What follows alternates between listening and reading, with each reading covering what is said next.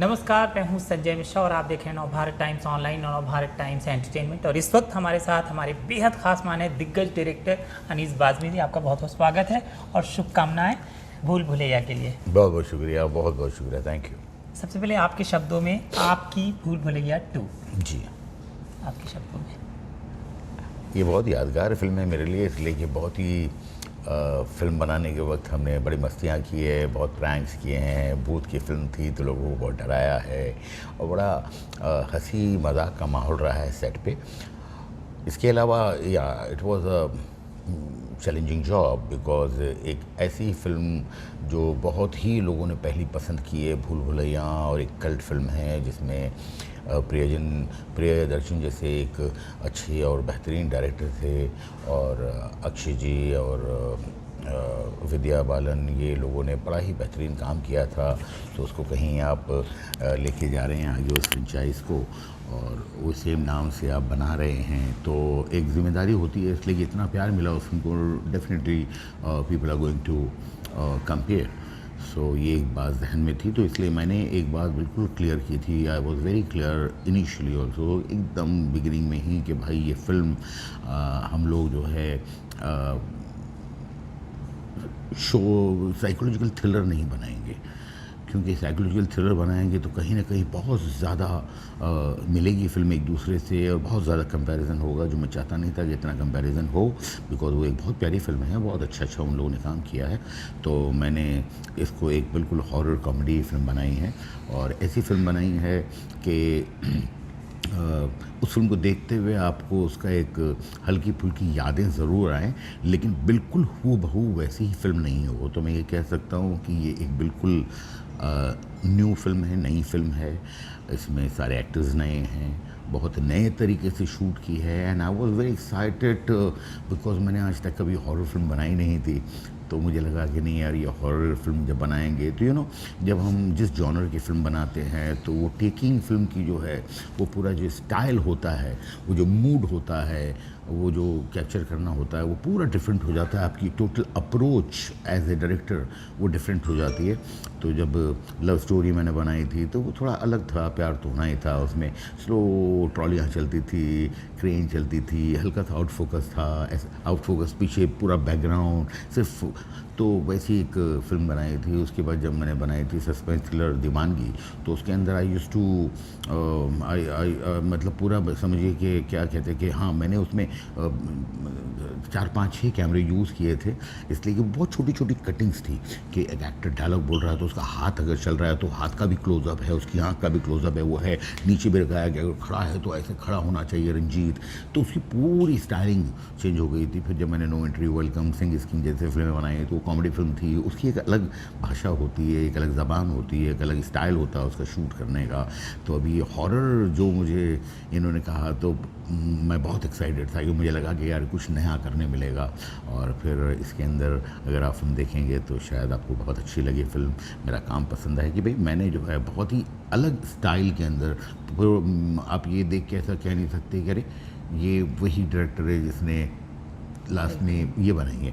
तो बिल्कुल अलग अप्रोच है, अलग स्टाइल है, और एक बहुत मेहनत करके और बड़ी मुश्किलों के दौर में जो पेंडेमिक हुआ है, 3-4 महीने में फिल्म बनानी थी, लेकिन इसको 2.5-3 साल लग गए, एंड बड़ी मुश्किलों में फिल्म बनाई है। लेकिन एक अच्छी बात यह है कि सारे एक्टर्स, हमारे खासकर प्रोड्यूसर भूषण कुमार एंड मुराद खेतानी हमारे साथ में बिल्कुल खड़े रहे थे। उनकी हिम्मत की वजह से सब ये काम हो पाया, इसलिए कि दे हैव डिसाइडेड कि भाई हम जो है ये फिल्म जो है वो थिएटर में लाएंगे। तो it was a tough decision and daring decision, और उन्होंने वो किया था। तो ये सारे लोगों की मेहनत है, और अभी इस फ्राइडे को जो है आप लोग फिल्म देखेंगे, जनता फिल्म देखेगी, आवाम फिल्म देखेगी, ऑडियंस जो है वो, मैं वेट कर रहा हूँ कि उनके साथ में देखूँ और मैं रिएक्शन देखूँ कि भाई कैसी लगती है। यहाँ तक हम लोगों का ताल्लुक़ है, वी आर वेरी सेटिस्फाइड। हमें लगता है कि हमने एक खूबसूरत, अच्छी, ईमानदार फिल्म बनाई है। 15 साल बाद मंजुलिका वापस आ रही है, और इस फिल्म ने मतलब 2 जनरेशन को जोड़ दिया है जी तरीके से। जी। एक नई जनरेशन और तीसरी इसमें जुड़ रही है। बिल्कुल। और जब ऐसी बातें होती हैं कि फिल्म प्रियदर्शन की थी, अक्षय कुमार की थी और ये फिल्म आपके पास आई, तो सबसे पहले कहानी वहाँ से शुरू करते हैं कि आपको किसने अप्रोच किया था। जी। फिर आपके मन में क्या आया होगा कि मतलब ये फिल्म मैं बनाऊंगा, लोग बहुत कंपेयर करेंगे, बराबर। कैसे करना चाहिए, और शुरू कहाँ से हुआ था। और फ्रेजाइल इन द सेंस मतलब कि छोटी छोटी बातें अखबारों में भी छपता रहता है, इनकी फिल्म है, कार्तिक जी, कोलिया जी। या प्रियदर्शन की फिल्म, इन सब को अगर तुलना करते हुए जी। शुरू से कहानी, पहला दिन किसने आपको ये बहुत पहले की बात है, when I was making Mubarakan with Murad भाई। सो मुराद भाई और मैं जो है, उन्होंने कहानी सुनी थी, बहुत ही बेसिक, बहुत छोटी सी एक कहानी थी जो मुझे मुराद भाई ने कहा कि अनिस भाई कैसी लगती है। तो मैंने कहा कि इस पे काम करना चाहिए और थोड़ा काम करेंगे तो विल कम टू नो कि भाई दिस इज़ वर्थ मेकिंग और नॉट।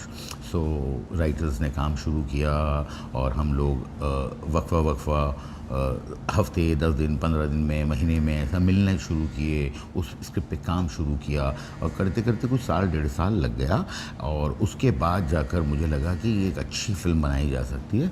उसके बाद जो है मुराद भाई ने मुझे कहा कि अनिस भाई, अपना भूषण जी से भी बात हुई है और चूँकि इसमें एक हॉरर एलिमेंट भी है, ऐसा है, तो क्यों ना हम जो है भूल भुलैया 2 बनाएं, क्योंकि वही माहौल है, वैसा है।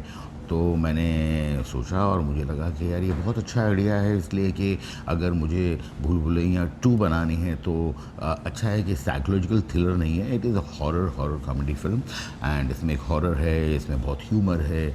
और फिर मैंने सोचा कि ये कंपैरिजन होगा, लेकिन जब मैंने एनालाइज़ किया कि मुझे लगता है कि क्या होता है, देखिए, एक जब फिल्म बनती है और जो रिलीज़ होती है तो उस वक्त नेचुरली सब बातें होती हैं, लेकिन जो लोग हैं वो जब थिएटर में जाते हैं और थिएटर में जब फिल्म शुरू होती है, पर्दा खुलता है, अंधेरा होता है, तो एक आप उसे ये कह सकते हैं कि एक जादू सा क्रिएट होता है, एक वो अलग दुनिया है, उसमें हम ले जाते हैं। और बिगिनिंग के 5, 7, 10 मिनट के अंदर जो है पब्लिक जो है वो बाकी चीज़ें भूल जाती है एंड वो सिर्फ फिल्म देखती है कि ये फ़िल्म कैसी बनाई। तो आई वाज श्योर कि अगर हमने अच्छी फ़िल्म बनाई तो मुझे नहीं लगता है कि उतना कंपैरिजन भी होगा और ये बिल्कुल एक नई फ़िल्म की तरह लोग देखेंगे। जहाँ तक भूल भुलैया का ताल्लुक़ है, उस फिल्म को उसके हिस्से का बहुत प्यार मिला है और मेरी ऐसी ख्वाहिश है कि भाई हमारे हिस्से की जो प्यार है वो हमें भी इस फिल्म में बिल्कुल मिले। थिरक वाली बात है। हाँ, अब साडा हक थिरक वाली बात नहीं, है। साडा हक नहीं, मतलब हक तो खैर क्या कहेंगे। और जहाँ तक ताल्लुक़ है प्रियजन का, प्रियन सर का और बाकी सारे लोगों का, तो ये चूँकि एक बिल्कुल ही नई फिल्म के तौर पे हमने स्टार्ट किया था, तो मुझे नहीं लगा कि भाई ऐसी कोई तकलीफ़ है। दूसरी अलावा है कि प्रिय सर जो हैं, प्रियन सर जो है, वो तो खैर हमारे दोस्त हैं, हमारे सीनियर डायरेक्टर्स हैं, बड़ा प्यार मोहब्बत का रिश्ता है हमारा उनसे। मैं बड़ी इज़्ज़त करता हूँ उनके काम की बहुत इज़्ज़त करता हूँ। अक्षय जी जो हैं, उनके साथ 2-3 फिल्में बनाई हैं। I have a great rapport with him and बहुत दोस्ती है मेरी। और विद्या जी के साथ भी बहुत प्यार मोहब्बत है, रिश्ता। तो ये सारे वो लोग हैं एंड आई थिंक ये अभी जैसे फिल्म बनी थी सिंग इज़ किंग, तो अब सिंग इज़ किंग के बाद जब दूसरी फिल्म बनी सिंग इज़ ब्लिंग, तो जब मुझे पूछा कि आप नहीं कर रहे, तो मैंने कहा कि नहीं यार, मैं करूं नहीं करूं, एक खूबसूरत फिल्म थी और मेरी सारी बेस्ट विशेस इन लोगों के साथ है और मैं चाहूँगा कि वो फिल्म भी उतनी ही कामयाब हो। तो ये एक आप ये कह लीजिए कि ये प्रोड्यूसर्स के डिसीजन होते हैं। बाकी बहुत सारी इकोनॉमिक्स को ध्यान में रख के हम लोग जो है फिल्में बनाते हैं और एक दूसरे के साथ अगर ऐसा कुछ होता है तो ऐसी कोई बुरा मानने वाली बात नहीं है। इसलिए कि मुझे लगता है इंडस्ट्री में इतना काम है और हर तरह की फिल्में बन रही है, तो मुझे लगता है ये सारे जो लोग हैं ये इतना पा चुके हैं कि अब इन्हें डिसाइड करना है कि अच्छा हमें ये करना है या नहीं करना है। अक्षय जी आज उस जगह पर है, प्रियन सर उस जगह पर है, विद्या उस जगह पर है कि जहाँ उन्होंने अपनी पहचान बनाई है, अपना एक वजूद बनाया है, अपना एक नाम बनाया है, अपनी इज़्ज़त बनाई इस लाइन में, और आज वो उस मुकाम पर हैं कि दे कैन सिलेक्ट कि ये स्क्रिप्ट करनी है, इस डायरेक्टर के साथ करनी है, इस प्रोड्यूसर के लिए करनी है या नहीं करनी है। तो they are too big for the small things.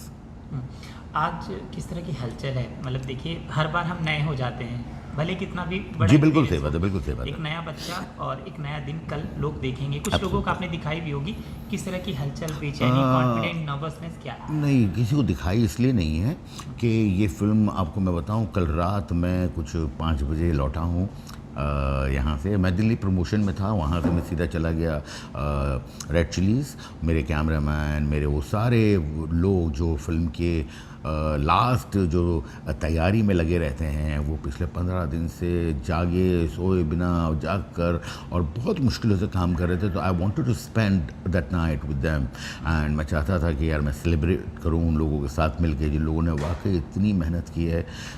तो कल रात को ही जाके हमारा कंप्लीट हुआ है काम, तो मौका नहीं मिला है किसी को दिखाने का। लेकिन यस, हमने देखी है, हमारे अपने लोगों ने देखी है जो फिल्म से जुड़े हुए लोग हैं।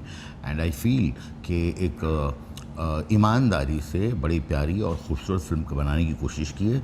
कोशिश ये है कि पूरी एक फैमिली एंटरटेनर है, पूरी फैमिली जो है ये फिल्म देखे और अपने हॉरर है तो हॉरर उस तरह का किया है कि वो बच्चों को भी ले जा सकते हैं, बच्चे भी बहुत इन्जॉय करेंगे क्योंकि उस हॉरर में भी वो कहीं ना कहीं हंसेंगे। तो यही एक मकसद था कि ऐसी फिल्म बनाएं कि लोग हंसते हंसते डरें और डरते डरते हंसें।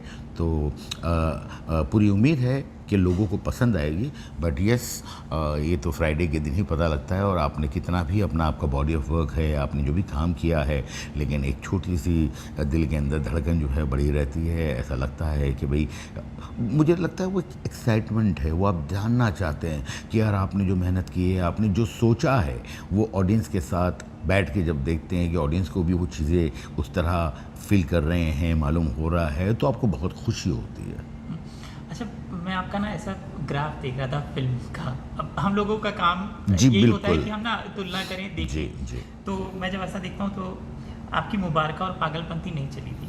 अब इसके बाद जब ये फिल्म है वैसा है कि ये चलेगी, मतलब सुपर हिट होगी। ऐसा आपके साथ पहले भी हुआ है, नो प्रॉब्लम, थैंक यू, फिर रेडी सुपर डुपर हिट हो गई थी। तो ये आप भी सोचते हैं, देखते हैं ये ऐसा कुछ है? मुझे लगता है कि ज़िंदगी में आप देखिए, जब काम करते हैं आप, तो आपको किसी काम में बहुत ज़्यादा मिल जाता है और आपको लगता है यार इतना कैसे मिल गया। और किसी फिल्म में, किसी काम में ये लगता है कि यार ये ठीक नहीं हुआ, तो ऐसा क्यों हो गया। मुझे लगता है ये ऊपर वाले का एक पूरा सिस्टम है और वो आपको कभी जो है कहीं बहुत ज़्यादा दे देता है कम करने पे, कहीं बहुत ज़्यादा करने पे थोड़ा कम दे देता है। तो वो एक बैलेंस रखता है और मुझे नहीं लगता कि दुनिया में कोई भी एक इंसान है जो सिर्फ़ और सिर्फ तरक्की के सीढ़ियाँ जो है सिर्फ चढ़ता ही चला गया है। उसमें ज़िंदगी में मज़ा भी नहीं है जब तक अप डाउन्स नहीं है। लेकिन इतना ज़रूर है कि आप अपनी एक रेपुटेशन बनाते हैं एज ए मेकर, तो वो एक बॉडी ऑफ वर्क आपका होता है। बड़े से बड़े बैट्समैन जो है वो कभी ज़ीरो पे आउट हो जाते हैं, सचिन और विराट जैसे। तो इसका मतलब ये नहीं है कि भाई उनके खेल में कुछ ख़राबी आ गई। ये होता है, ये किस्मत भी होती है। फिल्म जब रिलीज़ होती है वक्त भी होता है वो, और वो अपना हालात भी होते, मतलब एक फ़िल्म के चलने और नहीं चलने के पीछे बहुत सारे रीज़न्स हो सकते हैं और उसमें आपको जो रीज़न अच्छा लगे वो आप पकड़ लीजिए। लेकिन हमेशा मैंने अपनी जनता, अपनी ऑडियंस की बहुत इज़्ज़त की है। मैं दिल से ऐसा सोचता हूँ कि अगर उन्हें कुछ ठीक नहीं लगा है तो इसका मतलब ये है कि कहीं ना कहीं उसमें कमी रही है, गलती रही है। इसलिए कि ऑडियंस इज़ ऑलवेज़ राइट। और जब बहुत बड़ी फिल्म हिट होती है, लोग 3-3, 4-4, 6-6 मरतबा देखते हैं, तो उसके पीछे भी रीज़न होता है। तो फिल्में जो हैं वो कभी चलेंगी, कभी थोड़ी कम चलेगी, ये सारी चीज़ें अपनी जगह है। लेकिन आपकी एक रेपुटेशन, एक इज़्ज़त जो आप कमाते हैं इस लाइन में अपने अच्छे काम से, और जो ठीक फिल्में नहीं गई हैं उसमें भी आपकी ईमानदारी कितनी थी, आपने अपना 100% दिया। और जहाँ तक मेरा ताल्लुक़ है, मैं आपको ईमानदारी से बताऊँ कि जब मैं फ़िल्म बनाता हूँ तो वो बहुत मरतबा मैं देखता हूँ और उसमें रहता हूँ, आनी चाहिए। बहुत देखता हूँ, एनालाइज़ करता हूँ, सोचता हूँ, मैं बहुत मरतबा जो है सोचता हूँ, समझता हूँ, देखता हूँ। लेकिन और मैं ये भी बिल्कुल झूठ नहीं कहूँगा कि मुझे टेंशन नहीं होती। रिलीज़ के दिन बहुत टेंशन होती हैं, सब होता है, एक एक्साइटमेंट होती है, एक नर्वसनेस होती है, हर चीज़, हर वो फीलिंग, एंड वो फीलिंग्स मुझे बहुत पसंद है, इसलिए कि मैं उन फीलिंग्स को इंजॉय करता हूँ और जीता हूँ। बट फिल्म रिलीज़ होने के बाद जो है उसका जो भी नतीजा हो, नेचुरली अगर बहुत बड़ी हिट होती है तो बहुत खुशी होती है, इसलिए कि आपका सोचा हुआ समझा हुआ लोगों को भी उतना ही अच्छा और समझा हुआ लगा है और पिक्चर हिट हुई है। लेकिन अगर और उसके अलावा जितने पैसे की इन्वॉल्वमेंट होती है, अगर वो लौटता है तो अब खुशी होती है। फिल्म नहीं चलती तो आपको पर्सनल लेवल पे बहुत दुख होता है कि यार कितने लोगों की मेहनत थी, कितने लोगों के पैसे इन्वॉल्व थे, आपका नाम, आपकी रेपुटेशन इन्वॉल्व थी। तो ये है, लेकिन मुझे हर फैसला मंजूर होता है। मुझे लगता है वो ऑडियंस का और जनता का फ़ैसला है और शायद ऊपर वाले का फ़ैसला है, और ऊपर वाले के फ़ैसले के आगे तो कुछ करना ही नहीं चाहिए, सोचना ही नहीं चाहिए। तो मैं वो सब करता हूँ और अपना दुआएं करता हूँ कि भाई मेरे काम को तारीफ़ मिले। मुझे सिर्फ तारीफ़ और उसी की जो है एक ज़रूरत रहती है हमेशा, मेरे काम को अप्रिशिएट करने की, कि भाई एक बहुत ईमानदारी से काम किया है, अच्छा काम किया है, और जहाँ तक एक रेपुटेशन का ताल्लुक़ है वो बरकरार रहे। लेकिन मैं आपको बताऊँ कि जब मेरी ज़िंदगी में बहुत कामयाब पिक्चर आई है तभी भी मुझ में कोई बदलाव नहीं आया, और अगर कोई फिल्म थोड़ी कम चली है तो भी मेरे बिहेवियर में कोई बदलाव नहीं आया। And I think I am very lucky कि वो जब ठीक नहीं गई ये फिल्में तो सिर्फ मेरा नहीं, मेरे जो दोस्त हैं इंडस्ट्री में, जो लोग हैं, जो एक्टर्स हैं, जो प्रोड्यूसर्स हैं, जो डायरेक्टर्स हैं, जो बाकी लोग हैं, उनका भी रवैया जो है, उनका बिहेवियर मेरे से बिल्कुल नहीं बदला। Because some fair they are confident and they know कि Anees knows his job very well. बहुत कम लोग हैं जो इतने पैशन से फिल्में बनाते हैं, इतनी ईमानदारी से बनाते हैं, इतनी दीवानगी से बनाते हैं। तो मैं इतना ज़रूर कह सकता हूँ कि फ़िल्म कामयाब हो, थोड़ी कामयाब नहीं हो, बड़ी हिट हो, कम हिट हो, जो भी है, बट मेरी दीवानगी, मेरे पैशन और मेरी जो जुनून है उसमें कभी भी कोई कमी नहीं आई। क्या बात है। मेरे एक और सवाल का जवाब आपने दे दिया। कॉफ़ी शुरू करते हैं। आपने एक बात कहा कि कभी भी लोगों का व्यवहार आपसे बदला नहीं, और फिर आपने कहा रेपुटेशन जो होती है वो बनी रहनी ज़रूरी है। फिर इसी बात एक और, बॉलीवुड में ना तुरंत ब्रांड वैल्यू कम ज़्यादा हो जाती है जी किसी फिल्म के साथ, जी। लेकिन आपने जवाब दे दिया कि मेरी एक बात और आपने कही थी कि ज़िंदगी में ना सबके नाम पे लिखा हुआ पिछली बार बातचीत में कि कितना पैसा या कितनी कमाई लोग करेंगे और वो कम ज़्यादा मिलता रहता है। तो आपने कह ही दिया ब्रांड वैल्यू में कोई कमी नहीं आई है कभी। मतलब लोग ऐसा नहीं सोचते कि अरे अब फ्लॉप फिल्म बना रहे हैं, अब मतलब एज हो गई है, इस तरह की बातचीत करें। नहीं, ऐसा नहीं है। देखिए, क्योंकि मैं आपको बताऊं कि मुझे माशाल्लाह, मतलब मुझे लगता है कि मुझे 40 साल हो गए इस लाइन में, बट मुझे याद करना पड़ता है कि मुझे कितने साल हो गए, इसलिए कि मेरा जो जोश है और जो मेरा प्यार और जुनून इस फिल्मों के लिए है, वो मुझे ऐसा लगता है कि शायद मैं अभी 4-5 साल पहले आया हूँ। मैं जब ऑफिस जाता हूँ तो मेरे जो असिस्टेंट्स हैं उन्होंने सारी दीवारों पे वो फिल्मों के पोस्टर्स लगाए हैं जो मैंने आज तक बनाए हैं। मेरे ख्याल से 60-70 फिल्मों के पोस्टर्स लगाए हैं। तो sometime I sit outside and देखता हूँ कि अरे इतनी सारी फिल्में मैंने बना दी, क्योंकि फिल्में एक बार जब बन जाती है उसके बाद मैं दोबारा नहीं देखता हूँ। मुझे लगता है कि कहीं ना कहीं अगर बहुत ज़्यादा आप अपने काम से इम्प्रेस होते हैं तो कहीं ना कहीं कॉन्शियस और अनकॉन्शियस लेवल पर वो काम आपका रिपीट हो जाता है। तो मैं वो, अगर आप मुझे मेरी पुरानी जितनी फिल्में बनी हैं उसके बारे में अगर आप पूछेंगे तो मुझे याद भी नहीं है अभी, मैं भूल जाना चाहता हूँ क्योंकि मैं नया कुछ करना चाहता हूँ। और जहाँ तक अपना क्या और आपका सवाल था? सर कॉफ़ी नहीं, पी लूँगा, मैं पी लूँगा। सवाल वही, मतलब आपने कहा था कि ज़िंदगी में ना, हाँ, मुझे देखिए हर आदमी का सोचने का अलग तरीका है। मेरा ऐसा मानना है कि भाई ऊपर वाले ने आपकी किस्मत में जो लिखा है वो आपको मिलेगा, चाहे आप उसके लिए मतलब कुछ दुनिया में रुकावटें आ जाएं, रास्ते में कुछ भी आ जाए, जो आपकी किस्मत। तो मैंने ये मान के रखा हुआ है कि भाई मुझे अगर समझो ऊपर वाले ने एक किस्मत में लिखे हैं कि भाई मुझे 100 रुपये मिलेंगे, तो वो 100 रुपये मुझे मिलने हैं। वो 100 रुपये मुझे 1 साल में चाहिए, 10 साल में चाहिए, 40 साल में चाहिए, that I have to decide. और वैसे भी मैं आपको बताऊं कि मुझे बहुत ज़्यादा शौक़ नहीं है कि भाई मैं बड़े बड़े बंगले ख़रीद लूँ, गाड़ियाँ ख़रीद लूँ, मुझे बहुत लग्जरी लाइफ ये। मैं आज भी जो है कभी बहुत बड़ी गाड़ी में मेरी चलता हूँ, कभी मैं रिक्शे में भी चले जाता हूँ, कभी मैं साइकिल पे चला जाता हूँ, कभी मैं पैदल चले जाता हूँ। तो मैंने वो अपना एक, जिसको आप कह सकते हैं कि आज के दौर में बहुत मुश्किल है वो फ़कीरी का अंदाज़ के साथ रहना। तो अब लोगों ने मुझे एक्सेप्ट कर लिया है कि नहीं भाई ऐसा ही है, मैं रास्ते पे खड़े रह के वड़ा पाव खा सकता हूँ, मैं चाय पी सकता हूँ, मैं वॉचमैन के साथ बैठ के आधे घंटा बात कर सकता हूँ, मैं कभी ट्रेन में चला जाता हूँ, कभी मैं लोगों से मिलता हूँ, मैं कभी रिक्शे में होता हूँ तो रिक्शे ड्राइवर से बहुत बातें करता हूँ। I want to be connected with common man. जो लोग हैं उनसे मैं जानना चाहता हूँ, उनसे मिलना चाहता हूँ, वो क्या सोच रहे हैं, वो क्या बोल रहे हैं, वो कैसे बोलते हैं, वो क्या करते हैं। तो मुझे लगता है कि मैंने अपने आप को आइसोलेट नहीं किया हुआ है कि भाई मैं एक जो है एसी कमरे से निकलकर एसी गाड़ी में बैठ के फिर एसी ऑफिस में आ जाऊं, लोगों से मिलूं नहीं, अपने गिने चुने कुछ लोग हैं उन, तो मेरा कनेक्शन जो है ऑडियंस से कट जाएगा। तो मैं ऑडियंस के बीच रहता हूँ, ऑडियंस से बात करता हूँ, ऑडियंस से मिलता हूँ, आम लोगों के बीच रहता हूँ और मुझे अच्छा भी लगता है। मुझे ऐसा नहीं लगता है कि मैं कुछ अलग कर रहा हूँ। तो मेरी ज़रूरतें आपको बताऊं बहुत कम है और आज से नहीं, मैं जब होश संभाला और जब मैं राइटर बना मैंने तब से अपनी ज़रूरतों को बहुत कम रखा, इसलिए कि मुझे लगता था कि यार इस ज़रूरतों की वजह से इंसान बहुत ज़्यादा कॉम्प्रोमाइज़ करता है।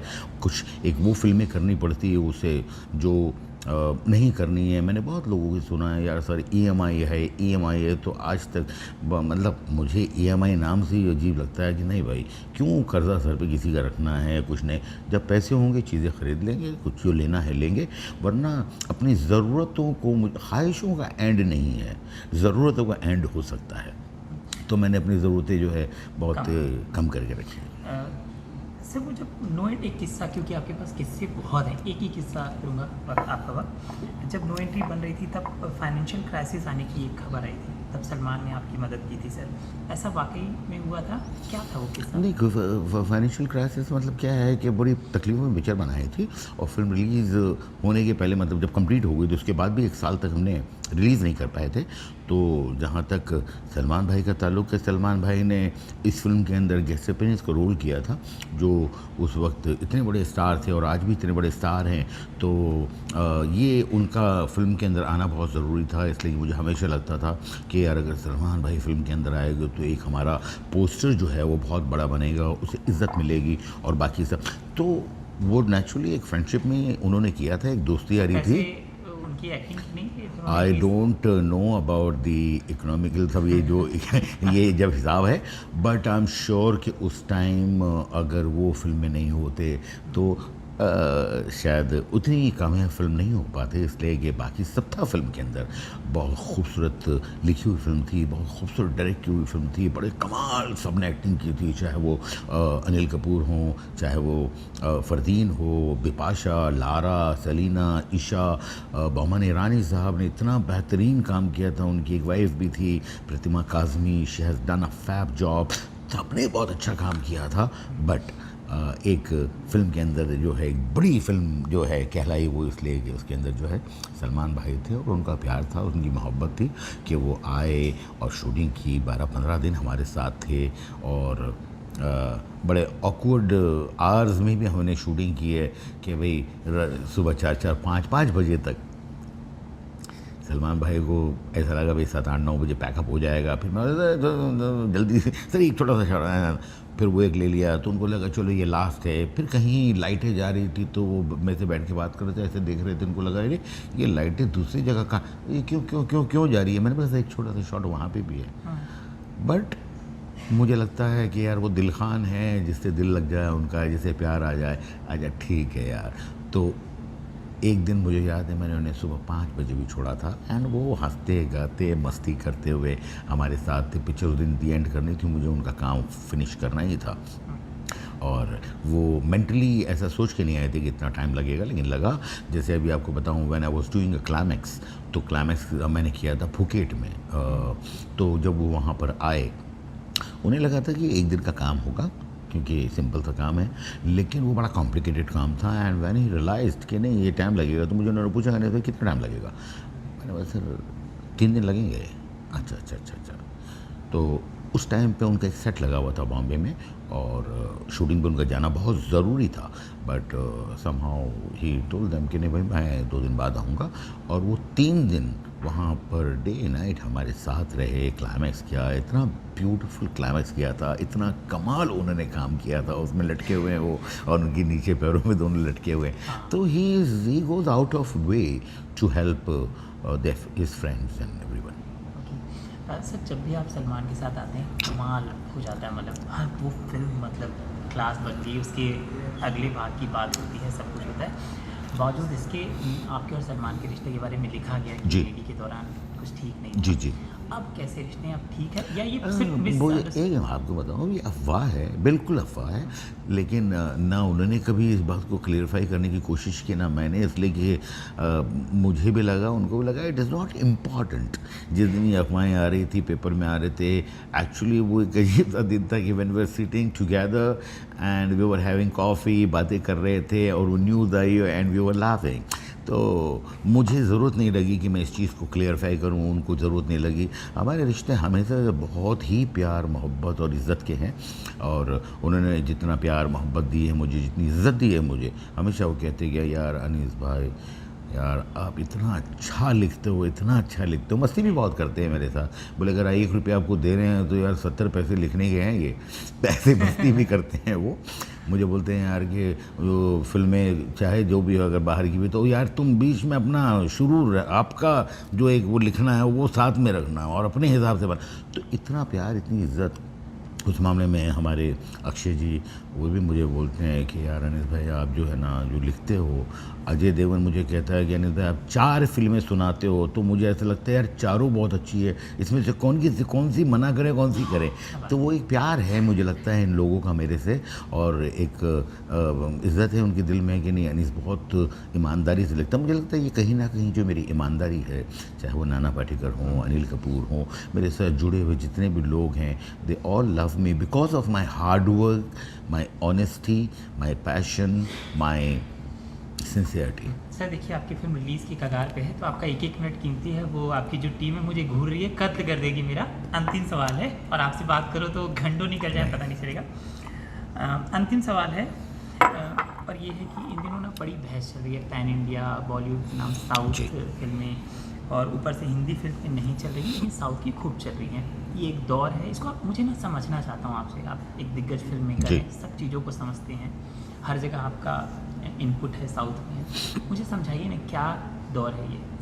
मुझे लगता है देखिए कुछ नहीं है, फिल्में जो हैं वो जो अच्छी बनेंगी वो चलेंगी, जो फिल्में अच्छी नहीं बनेगी वो नहीं चलेगी। It is as simple as that. और वो जो भी फिल्में चली हैं बड़ी खूबसूरत फिल्में हैं, चाहे वो RR हो, चाहे KGF हो, चाहे वो पुष्पा हो। अगर आपने फिल्म देखी होगी, they have made a good beautiful film and वो बड़ी मेहनत से फिल्म बनाते हैं, तो भाई मेहनत का फल तो ऊपर वाला देता ही है। और ये नहीं कि हमने यहाँ की जो कुछ इत्तेफाक कह सकते हैं आपको, कुछ फिल्में नहीं चली, लेकिन देखिए ये जो है ना ऊपर नीचे ये चलता रहता है हमेशा से। इसके पहले बहुत आपने देखा होगा कि जब मवाली और इस तरह की फिल्में आती थी जिसमें जितेंद्र साहब और हमारे कादर खान साहब और शक्ति साहब ये सब रहते थे, तो लाइन से उनकी फिल्में चल रही थी। फिर एक बीच में दौर आया कि भाई काफ़ी 10 साल के लिए कुछ नहीं हुआ हमारी फिल्में, फिर वो एक 10-12-15 साल के बाद फिर वो अपना एक दूसरे के लिए ब्ला ब्ला ब्ला ब्ला ब्ला वो एक दौर आया फिर, तो वो ऐसा आते जाते रहता है। लेकिन जहाँ तक मेरा ताल्लुक़ है, मुझे लगता है मैंने वहाँ पे भी बहुत काम किया है, यहाँ पे भी काम किया है। एज अ राइटर मैंने वहाँ की काफ़ी फिल्में लिखी हैं और मैं काफ़ी मेरे वहाँ दोस्त हैं, तो बहुत सारी फिल्में उनकी हमने यहाँ रीमेक की है, हमारी बहुत सारी फिल्में उन्होंने रीमेक की है। तो अच्छी फिल्में जो है वो दोनों जगह बन रही है मुझे लगता है, वरना ऐसा होता नहीं कि उनकी फिल्में हम रीमेक करते हैं और हमारी फिल्में अक्सर वो रीमेक करते हैं। और जहाँ तक फिल्में चल रही है तो मुझे तो खुशी है कि चलो यार हर तरह की फिल्में जो है वो चलनी चाहिए। सर क्या वो आहत हैं क्या? कभी चिरंजीव कहते हैं कि नेशनल लेवल पे जब मैं नेशनल अवार्ड रिसीव करने गया था, तो वहाँ पर जब फिल्मों का प्रदर्शन था टी हॉल में, तो वहाँ पर देखा कि हमारी साउथ की फिल्में या कलाकारों के पोस्टर नहीं लगे। मतलब हमें थोड़ा सा वो आहत हैं कि उनको नेशनल लेवल पे वो मतलब वो पहचान, हाँ, या महेश बाबू कहते हैं कि मुझे अफोर्ड नहीं कर पाएंगे, तो ये इस तरह के जो बयान आते हैं जी।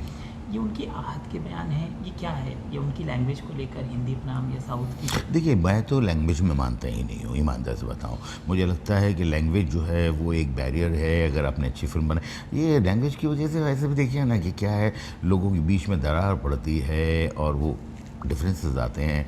और चूँकि मैं राइटर हूँ, डायरेक्टर हूँ, और मुझे तो लगता है कि हर वो काम जिसमें लोग एक दूसरे को जुड़ सके, मिल सके, आपस में उनका भाईचारगी बढ़े, उनका प्यार मोहब्बत बढ़े, वही तो। आई तो don't believe in the language. ऐसा हो सकता होगा, मुझे आई डोंट, मतलब मुझे शायद इस बारे में इतना इल्म नहीं है। लेकिन हिंदी जो फिल्में हैं हमारी, वो हमेशा एक बहुत बड़ी पहचान के साथ हमेशा रही है। और ऐसा नहीं है कि वहाँ अच्छी फिल्में नहीं बन रही है। अगर वैसी बात करें तो उनकी एक जो है वो कन्नड़ा ज़बान में बहुत कमाल फिल्में बनती हैं, तो उनको शिकायत होनी चाहिए भाई वो तेलुगु और तमिल को जो पहचान मिली वो हमको कम थोड़ी है। लेकिन वो मुझे लगता है कि ठीक नहीं है। वो फिल्में जो है जब अच्छी बनेगी, चलेंगी, तो वो पहचान भी बढ़ती है लोगों को। आज जैसे ये पुष्पा और ये RR चली है और ये चली है, तो इसको आज हमारे लोग सब जानते हैं कौन हीरो है, कौन डायरेक्टर है, कौन क्या है। तो वो काम की वजह से पहचान बढ़ती है। कुछ नाराज़गी हो सकती है, I don't know, but I feel it's unimportant. ढेर सारी शुभकामनाएं सर फिल्म के लिए। Thank you so much. Thank you very much.